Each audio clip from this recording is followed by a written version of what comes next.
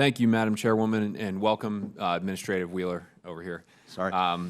You'll understand where I'm coming from here, being from Ohio. I'm from Western Pennsylvania, represent areas right along the West Virginia and Ohio border.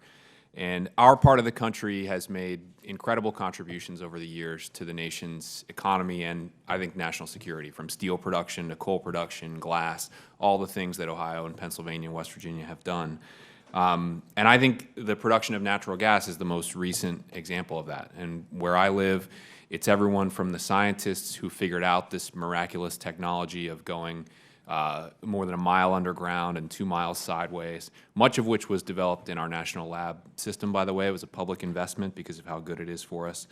To the pipe fitters who build the pipelines, the heavy equipment operators, the truck drivers, even the, you'd be amazed at the businesses people made out of just making sandwiches for all these people in the last 15 years. It's been incredible for our area.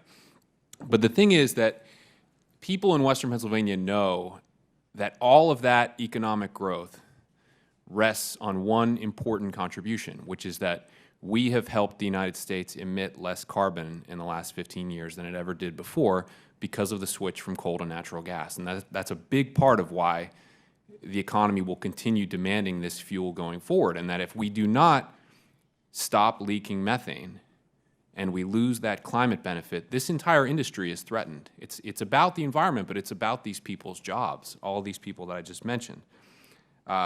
People know that where I'm from, and that's why many of us were so surprised to see your comments about the reduction and elimination of the methane standards, where you said just last month that you believe they were unnecessary and duplicative. So my first question for you is just a simple yes or no.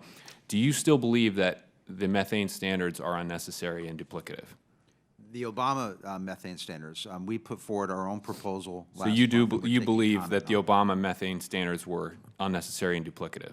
Is that correct? Yes. I'm quoting you, yes. So when you said that, I looked around to see what other people said, and I just wanted to share a couple of those things with you because the sources are kind of surprising. So one, for example, to maximize the climate benefits of gas, we need to address the Achilles heel and eliminate methane emissions. Did you read that in the press when it was out? Does that quote sound familiar to you?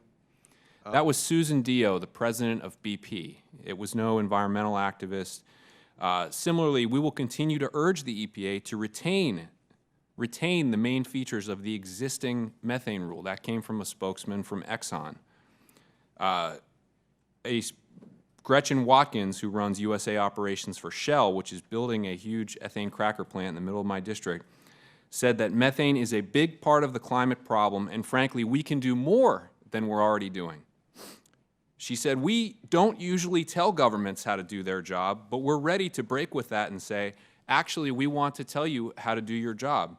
So BP, Exxon, and Shell all believe that the EPA's action to reduce and get rid of the existing methane rule is a bad idea.